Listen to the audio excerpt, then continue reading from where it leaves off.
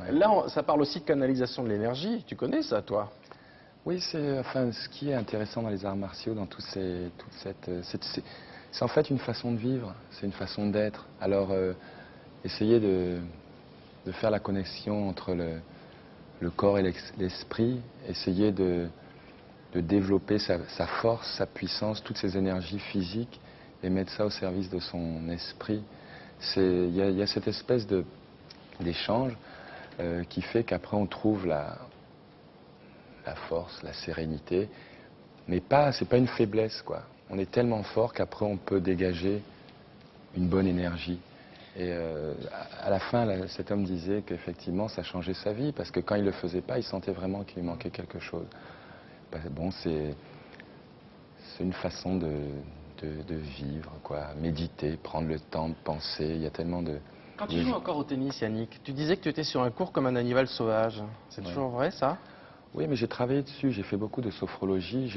J'arrivais à donner le meilleur de moi-même, avoir le plus d'énergie physique quand j'étais un peu animal.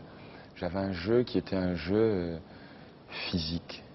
C'était comme ça que j'étais le meilleur. Quand j'étais donc pendant mes séances de sophrologie, je me représentais un animal et je sentais que physiquement il y avait des réactions, alors que j'étais totalement relaxé, des réactions de force.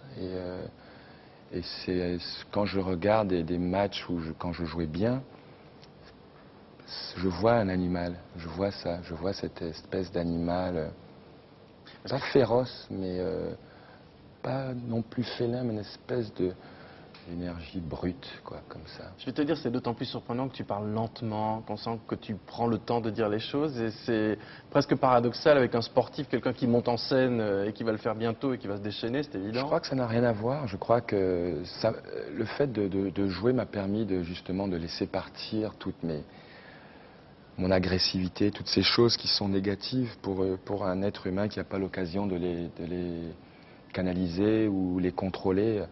Moi, taper dans une balle, c'était vraiment une thérapie, quoi. Quand je jouais, je me sentais mieux le soir. Même si c'était 4, 5, 6 heures, je me sentais bien. Pouvoir décoller, sentir qu'en plus que je restais assez longtemps, même moi je sentais que je pouvais rester assez longtemps en l'air.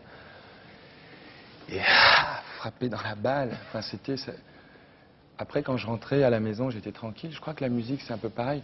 D'ailleurs, dans cette séquence, on voit bien qu'il y a l'aspect aussi rythmique. On pourrait mettre de la musique, il y a du rythme. On va en reparler.